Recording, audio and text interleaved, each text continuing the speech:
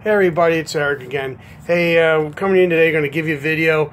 Today I want to talk about choosing the right slick for your car or race tire, all depending on your application. So we'll try and make this quick, and we'll get right down to it. First thing you want to do is you want to find out what your goals are. Okay, are you building a occasional track car? In other words, are you only going to go to the track once in a while, go to a test and tune, kind of just when, just go with your buddies or just when you feel like it, really don't want to spend a ton of money, then maybe that's something to take in consideration when you're choosing what race tire you want to put underneath your car. And that goes for either front-wheel drive or a rear-wheel drive car.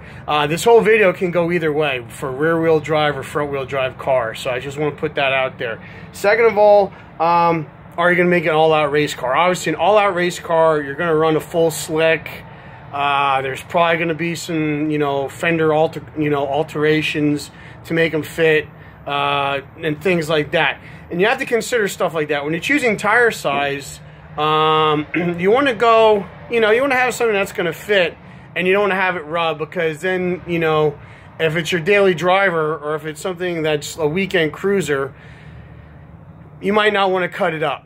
Okay, so that's something to keep in mind when you're choosing a tire size, that kind of stuff. And we're going to get to that in this video. Okay, so once you figure out what you're doing with this car, unfortunately, my car here, all-out race car. So pretty much the choice, and it was a full gamut of whatever. It didn't matter. So that kind of opened it up a little bit.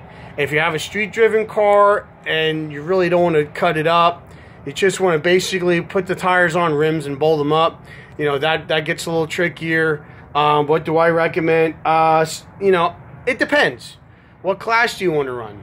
Are you going to run are you just going to go time to time, go for test and tune, make a couple blasts down at the quarter mile and then drive home? You're probably going to want something close to stock size, probably a DOT approved slick, what they call a street tire, but it's actually a softer compound. I used to run an M&H G60 on my G body, and that worked very well. You're looking at maybe 7.5, 8-inch wide tread on that, about 26.5 inch tall, and a lot of guys run a 15-inch rim simply because of there's more sidewall on the tire, so you're going to get that when you hit off the line, that sidewall is going to absorb the shock when you hit the throttle. So that's something to keep in mind too. The other thing to keep in mind too is again,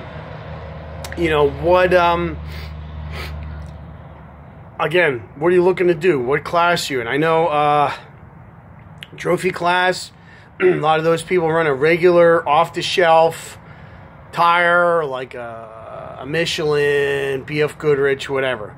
And basically what I would recommend if you're going to go that route, it's a good beginner class, this trophy class.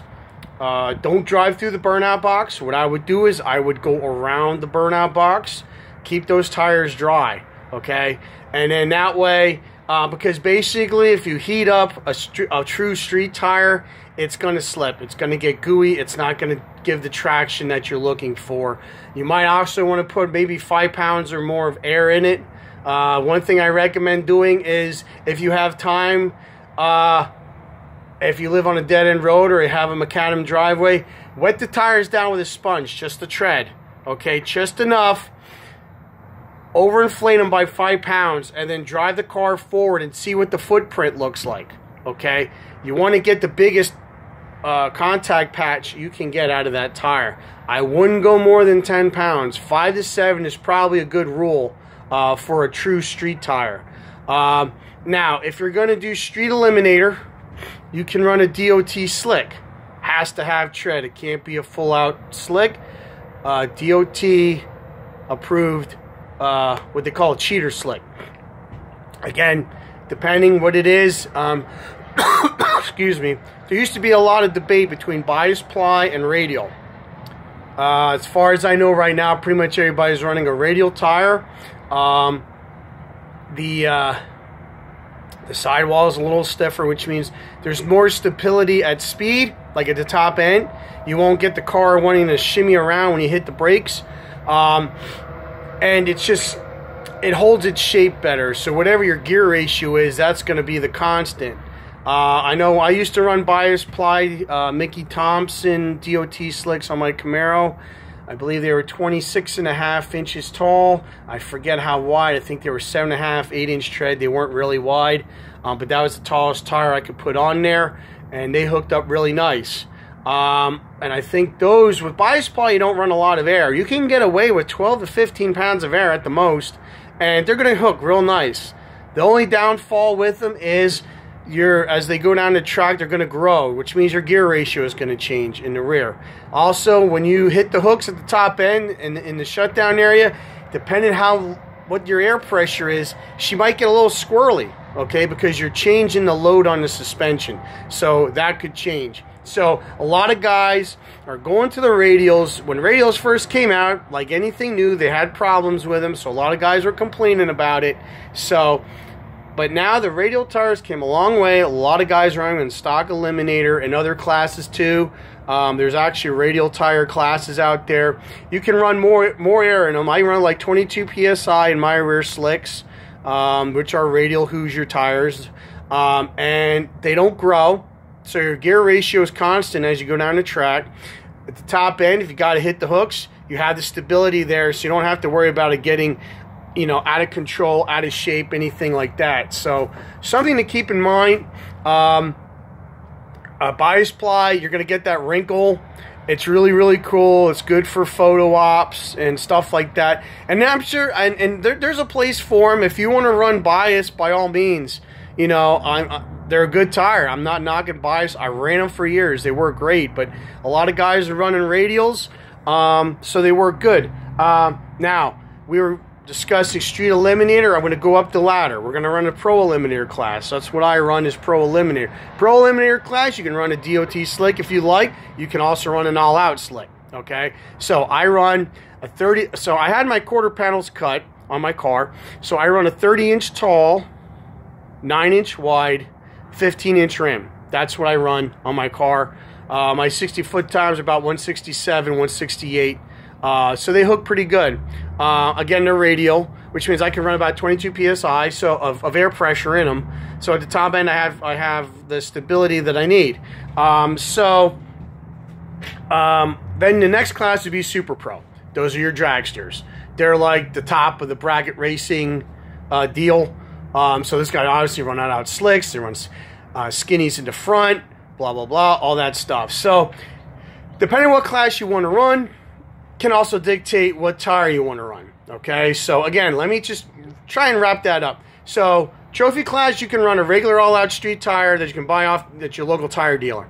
Okay, street eliminator, you can run a DOT slick, which is like an M&H, Mickey Thompson, Toyo. There's a lot of companies out there that make a DOT slick that's really good. Even Hoosier makes a nice one too.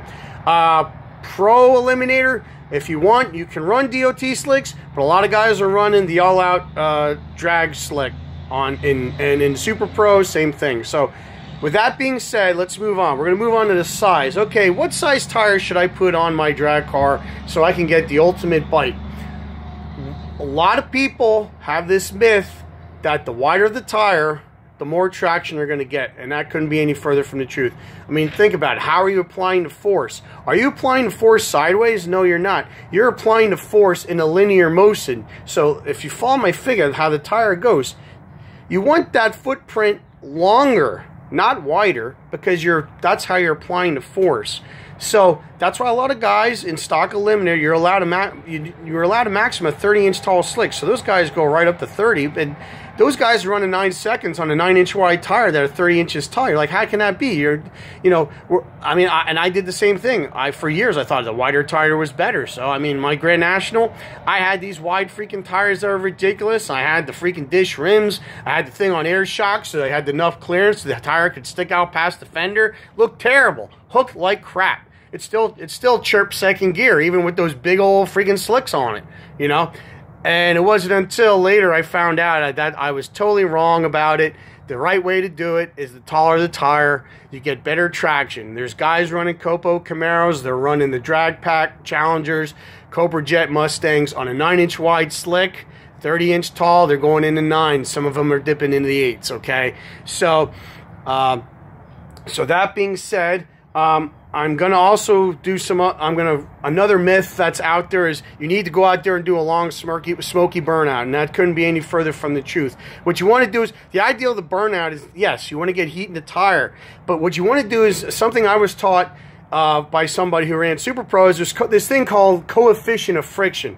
All right, Eric, what the hell is that? It's a scientific term. Coefficient of friction means two surfaces that are the same temperature adhere better.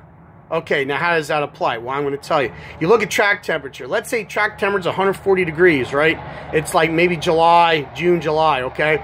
You're going to see when you pull up to the starting line, it should say track temperature, and it'll give you a reading. Okay, so track temperature is 140 degrees. Okay, so what you want to do is you do a burnout accordingly. Okay, so I got to heat up the tires. So, like, for me, like, what I'll do is I'll count to maybe 11 or 12, okay? So I'll get up there, I'll hit the line lock, I'll start my burnout in second gear, I'll bring it up, I'll grab top gear, I'll count to, like, 8 or 10, and then I'll let off the line lock and let the car march out of the burnout area. So my tires should be about that temperature. Now, it doesn't matter how long of a burnout you do, tires will not go past 150 degrees Fahrenheit, okay? That's something I learned from somebody. I'm just sharing that with you.